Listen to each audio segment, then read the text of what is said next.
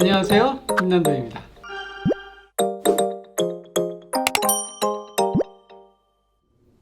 안녕하세요, 트렌드코리아TV 구독자 여러분. 저는 서울대학교 소비트렌드 분석센터의 한다혜입니다.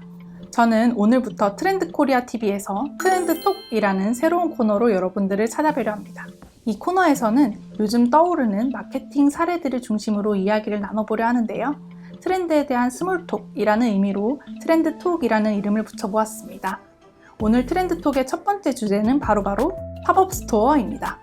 팝업 스토어는 특정한 브랜드가 일정 기간 동안만 여는 임시 매장을 의미합니다. 마치 인터넷 팝업창처럼 잠깐 열렸다가 사라진다는 의미에서 팝업 스토어라는 이름을 가지고 있습니다. 짧게는 한 주에서부터 길게는 수개월 동안 운영되기도 합니다. 원래 기업에서는 특정한 신제품이 나왔을 때 그 제품에 대한 소비자들의 반응을 확인하기 위해서 팝업 스토어를 열었었는데요. 최근에는 제품 홍보보다는 체험형 공간을 활용하여서 브랜딩에 박차를 가하는 모습을 보이고 있습니다. 실제로 각종 SNS나 블로그에서는 다양한 팝업 스토어를 방문한 소비자들의 후기를 심심치 않게 볼 수 있는데요.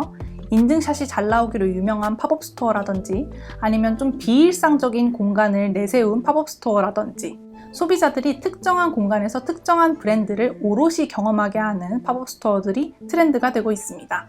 즉, 요즘 팝업 스토어는 젊은이들에게 놀이터와 같은데요. 구체적인 사례들을 통해 살펴보도록 하겠습니다. 요즘 쉽게 볼 수 있는 팝업 스토어는 공간을 기준으로 크게 세 가지로 나눠볼 수 있습니다. 첫 번째는 성수동이나 강남과 같은 동네 팝업입니다. 팝업 스토어의 사례가 너무너무 많지만 제가 좀 눈에 띄는 팝업 스토어들을 중심으로 이야기해 보도록 하겠습니다. 먼저 농심의 신라면 팝업 스토어는 제페토를 활용해서 큰 화제를 불러일으켰습니다. 또 코카콜라는 우주에서 왔다는 컨셉을 갖고 팝업 스토어를 열어서 신선한 느낌의 컨셉으로 공간을 꾸며서 큰 호응을 얻었습니다. 이 밖에도 가나초콜릿 팝업 스토어는 낮에는 디저트 카페로 밤에는 바로 운영해서 가나초콜릿을 프리미엄한 디저트 브랜드로 리포지셔닝하기도 했습니다. 타바스코에서도 예쁘고 키치한 굿즈들로 가득 채운 팝업 스토어들을 열기도 했고요. 풀무원에서는 그로서리 마켓 컨셉으로 풀무원 제품을 활용한 도시락 등을 선보이면서 브랜드를 체험할 수 있게 했습니다. 제가 말씀드린 게 식품 브랜드에 한정되긴 했지만 최근에는 패션 브랜드에서도 팝업 스토어를 많이 열고 있고 또 포르쉐나 샤넬, 디올과 같은 럭셔리한 명품 브랜드들에서도 팝업 스토어들을 많이 보이고 있습니다. 성수동은 로컬 문화를 기반으로 한 젊은이들의 거리입니다.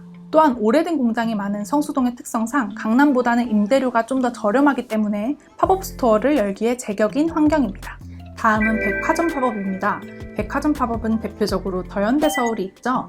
더현대 서울은 작년 상반기만 하더라도 150개가 넘는 팝업 스토어를 열어서 소비자들에게 큰 호응을 얻고 있습니다. 조금 특이한 점은 브랜드 팝업 스토어는 물론이고 캐릭터나 연예인 팝업 스토어도 굉장히 많이 이루어졌다는 점인데요. 작년에 SNS에서 많이 보셨죠? 잔망 루피 팝업 스토어가 굉장히 큰 인기를 끌었었습니다. 웨이팅이 엄청나게 길었다고 해요. 또 요즘에는 핫한 다나카 팝업, 개그맨 김경욱 씨의 부캐인 다나카 팝업 스토어가 열렸고요. 가수 영탁의 팝업 스토어도 열려서 큰 인기를 끌었습니다.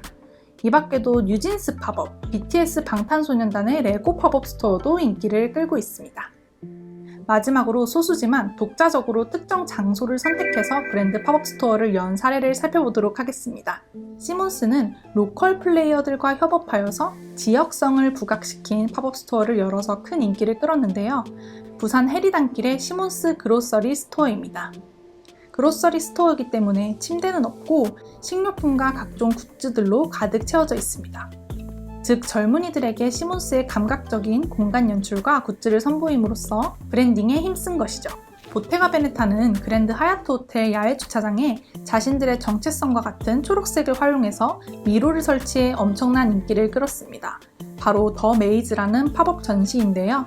예상치 못한 의외의 장소에서 비일상적인 전시를 선보여서 많은 소비자들이 줄을 서서 인증샷을 찍으면서 팝업 전시를 즐겼습니다.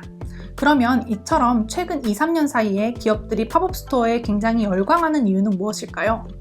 바로 새로운 소비층인 MZ세대에게 자신들의 브랜드 이미지를 각인시키기 위함일 것입니다.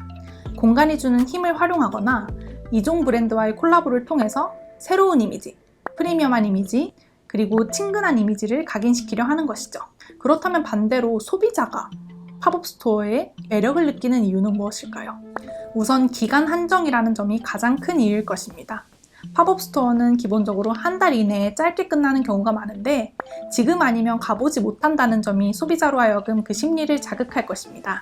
또 행사 초반에 방문한 소비자들이 SNS에 후기를 올릴 텐데요. 그것을 본 소비자들이 나도 가고 싶다 하면서 따라가는 동조 효과도 있을 것입니다. 또 너무 무겁지 않은 공간이기 때문에 쉽게 시도해 볼 수 있다는 점도 있고요. 무엇보다도 새로운 경험에 굉장히 목말라 있는 MZ세대에게 팝업 스토어는 매력적이지 않을 수가 없습니다. 그런데 최근 비슷한 컨셉의 팝업 스토어가 많아지면서 소비자들의 피로감도 조금 증가하고 있다는 사실 아시나요? 아무래도 피로감의 이면에는 컨셉의 한계가 가장 큰 이유로 작용하는 것 같습니다.